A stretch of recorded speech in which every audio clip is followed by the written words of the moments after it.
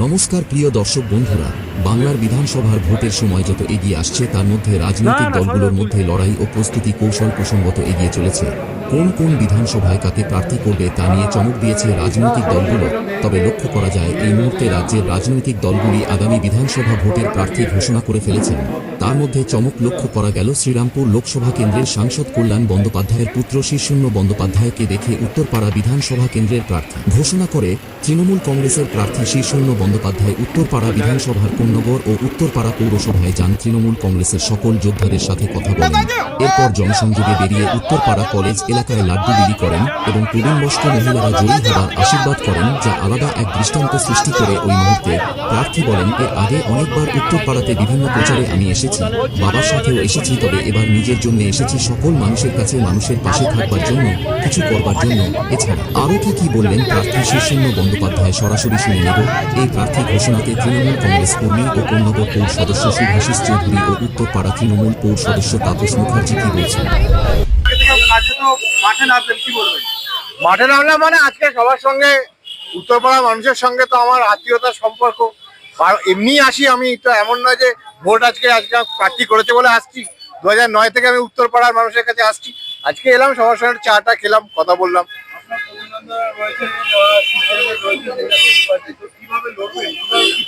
যেভাবে সব ইলেকশন লড়া হয় সেভাবে ইলেকশন লড়বো। আমার সঙ্গে তো ওনার লড়াই নয়, ওনার লড়াই হচ্ছে বিজেপির সঙ্গে 2 হবে না 3 হবে। আমাদের লড়াই হচ্ছে আগের বার আমরা যা ভোট পেয়েছিলাম 1 লক্ষ, তার থেকে আরো 20,000 বাড়িয়ে 1,20,000 যেন ভোট পাই, আমরা সেই লড়াইয়ে আছি। কালকে একটা বিভিন্ন মিডিয়াতে বিভিন্ন পোস্ট হয়েছে সাংসদ পুত্র, আপনাদের তাছাড়াও একটা ব্যক্তিগত পরিচয় আছে যেটা আপনার সাথে ফোনে কথা হচ্ছিল, ছাত্র পরিষদের দীর্ঘদিন ধরে যুক্ত ছিলেন, কি বলবেন সেটা নিয়ে? আমি তো কল্যাণ ব্যানার্জির পুত্র, এটা যদি কেউ লেখে সেটা তো ভুল কিছু নয়। আর ওনার মধ্যে একটা অভিজ্ঞ পলিটিশিয়ান আমার বাড়িতে আছে, তার জন্য আমি অ্যাডভান্টেজ পাই, নিশ্চয়ই পাবো। আমি ওনার থেকে শেখার সুযোগ পেয়েছি, যেমন আমি কোর্টের কাজে আমি ওনার থেকে আইন শেখার সুযোগ পেয়েছি, সেটাও পেয়েছি। অভিজ্ঞতা তো শেখার জন্যই। নেক্সট জেনারেশনকে যদি কেউ অভিজ্ঞতাটা না দিতে পারে, তাহলে কোথাও তো বলা নেই যে আইনজীবীর ছেলে আইনজীবী হতে পারবে না, ডাক্তারের ছেলে ডাক্তার হতে পারবে না, এমপির ছেলে এমএলএ হতে পারবে না, এমএলএ ছেলে কাউন্সিলর হতে পারবে না। আপনাকে দেখতে হবে যে যেই লোকটা যেই কাজের মধ্যে আছে, মমতা বন্দ্যোপাধ্যায় যে কাজের জন্য পাঠিয়েছে তার যোগ্যতা আছে কিনা। এবং আমি 5 বছর কাজ করে মানুষের কাছে প্রমাণ করে দেবো যে মমতা বন্দ্যোপাধ্যায় একদম ঠিক লোককে এই নির্বাচনী ক্ষেত্রে পাঠিয়েছে। অনেক আগে থেকেই বামপ্রার্থী এখানে জনসংযোগ করছেন, সেক্ষেত্রে কিছুটা দেখুন, ওনারা সিরিয়াসলি 20টা সিটে লড়ছেন, ওনারা 294 সিটে নিজেরাও জানেন যে ওনারা সিরিয়াস নন। সুতরাং 6 মাস আগে যদি প্রার্থী পাঠিয়ে যদি প্রচার করে ইলেকশন জেতা যেত যে কোনো রাজনৈতিক দল, তাহলে 6 মাস আগে থেকে প্রার্থী ডিক্লেয়ার করে সেখানে প্রচার করতো।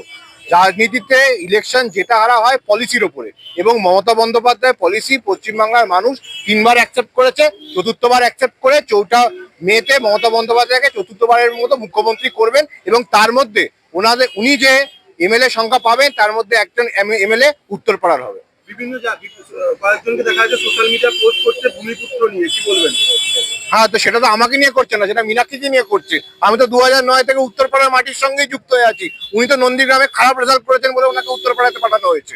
আমি তো ভূমিপুত্র নই, সেটা নিয়ে তো কথা হচ্ছে না এখানে।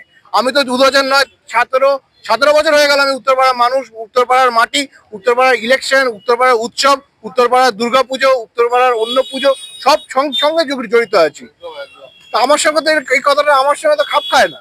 আজকে বিভিন্ন পৌরসভাগুলোতে গেলেন, কথা হলো, মানে চেয়ারম্যান থেকে শুরু করে আপনি যেটা কালকে বলছেন, এনাদের সবার সঙ্গেই আমার বিভিন্ন সময় দেখা হয়, কথা হয়। আজকেও কথা হলো।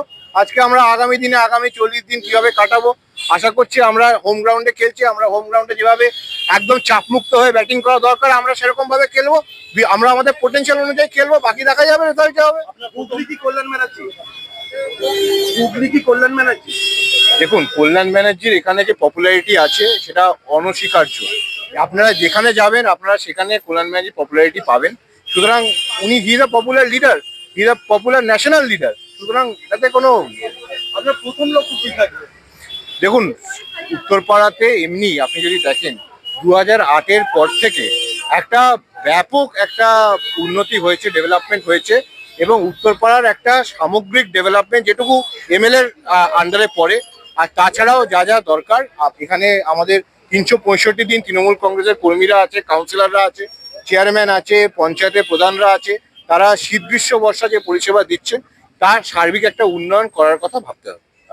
যেটা শোনা যায় যে উত্তরপাড়ার বিভিন্ন রকম যে সমস্ত রাজনৈতিক ব্যক্তিত্বরা রয়েছেন তৃণমূলে, তাদের মধ্যে ইতিমধ্যে গোষ্ঠী দ্বন্দ্ব রয়েছে এবং এরকম উদ্দেশ্য করে আপনাদেরকে বলছি যে এবারে হয়তো সিট হাতছাড়া হবে এই উত্তরপাড়া।